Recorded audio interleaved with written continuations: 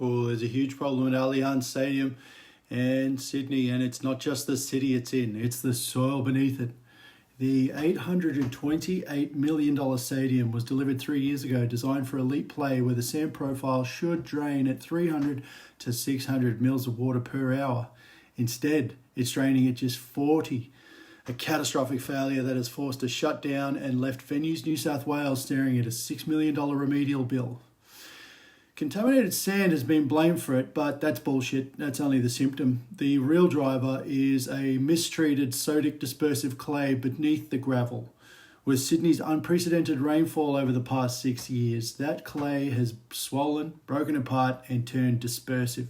Once dispersive, clay behaves like quicksand. Fine particles pump upward into the sand, clogging pore spaces, collapsing vertical drainage, and leaving the surface to flood and fail. So what happened? Almost certainly megatons of gypsum were dumped under the gravel, and that's the old-fashioned set and forget answer.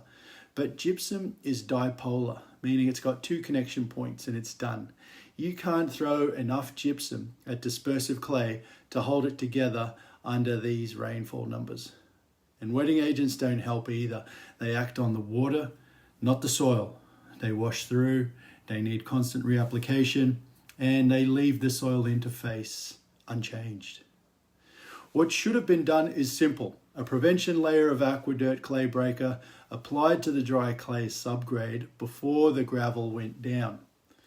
Clay Breaker uses dual action cationic and non-ionic chemistry, patented, unique, proprietary, world first, made here in Australia. It makes hundreds of connections where gypsum only makes 2. So that means it's hundreds of times more effective at cationic binding, and it would have locked that clay, kept the interface firm, and preserved drainage capacity season after season. But I can't even get past the secretary, and they didn't. And now the profile has collapsed. The clay is dispersive, the sand is contaminated, and the surface is quicksand. The only real chemical solution at this point is AQUA DIRT sand level.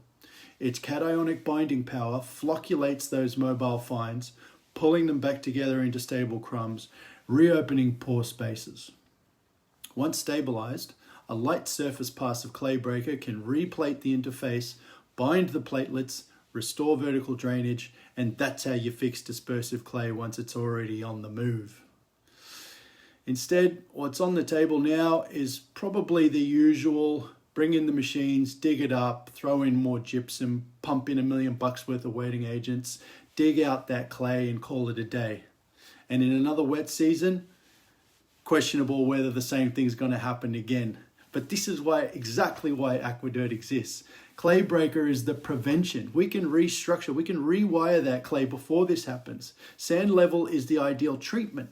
Both easy to use liquid treatments made in Australia to deal with our dispersive sodic clays, the most underestimated soil risk in high value turf and soil management environments. Because in stadiums like Allianz, the difference between a profile that drains 600 mil an hour and one that drains 40 isn't just agronomy, it's a multi-million-dollar disaster. If anybody knows Venues New South Wales or David Gallop, please tag him, send him this. We'll supply enough product, and we have the cure, we have the answer. So, $6 million worth of machines, we could do you a deal.